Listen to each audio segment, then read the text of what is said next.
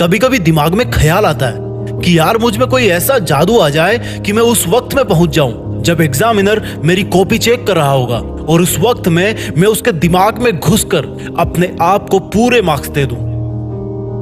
अगर ऐसा होगा तो मैं पूरी साल भर मेहनत करने से बच जाऊंगा और पूरे साल मस्ती मार के सबसे ज्यादा मार्क्स ले आऊंगा।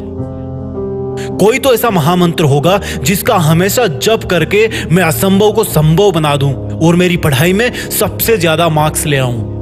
चलो आज मैं तुम्हें वो महामंत्र बताने वाला हूं जिसको हमेशा 3 मिनट सुन के तुम्हारे अंदर आग नहीं पैदा हुई तो चैनल छोड़ के चले जाना, लेकिन अगर दिल में कुछ कर गुजरने की आग जल गई तो इसी वक्त से कम ये उम्मीद करना छोड़ देना कि तुझे ऐसा कोई महामंत्र मिलने वाला है। क्योंकि अगर इंसान के पास ऐसा कोई महामंत्र होता कि वो बिना कुछ करे सब कुछ हासिल कर ले तो आज सड़क पे कोई मजदूरी नहीं कर रहा होता, इतनी ठंड में खेतों में कोई किसान अपनी फसल की सिंचाई नहीं कर रहा होता।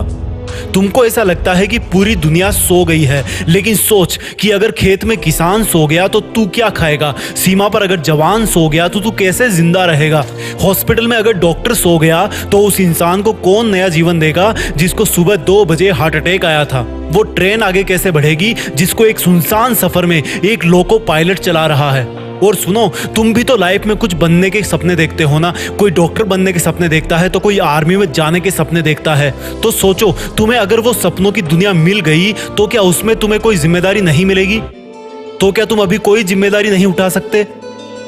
उस पिता को खुश रखने की जिम्मेदारी जो कभी ऑटो चलाता है, कभी नाइट शिफ्ट करता है, कभी तुम्हारी तबीयत को लेकर तुम्हारे बेड के पास जागते जागते सोता है, तो कभी तुम्हारी भारी भरकम फीस के लिए सोते सोते जागता है। तुम्हारी माँ को खुश रखने की जिम्मेदारी जिसकी आंखों की रोशनी रसोई में चूल्हे के पास काम करने की वजह से कम हो गई है, जिसकी हाथों की चमड़ी पर तुम्हारे कपड़े धो धोकर सिलवटें पड़ गई है। मैं तुमको ये नहीं बता रहा कि कौन से टाइम में क्या पढ़ना है, कितना पढ़ना है, ये सब तुम डिसाइड करोगे। तुम्हारे लिए जरूरी पढ़ना है या सोना है, तुम्हारे लिए जरूरी मोबाइल में गेम है या दुनिया में अपना नेम है। अब तुम डिसाइड करो कि कुछ दिन की मेहनत से जिंदगी भर की खुशी चाहिए या थोड़े से आलस की वजह से जिंदगी भर का अफसोस चाहिए। और अगर जवाब पॉजिटिव आए तो उठना और शुरू करना, देश में अपना नहीं बल्कि दुनिया में देश का नाम करना। जय हिंद, वंदे मातरम।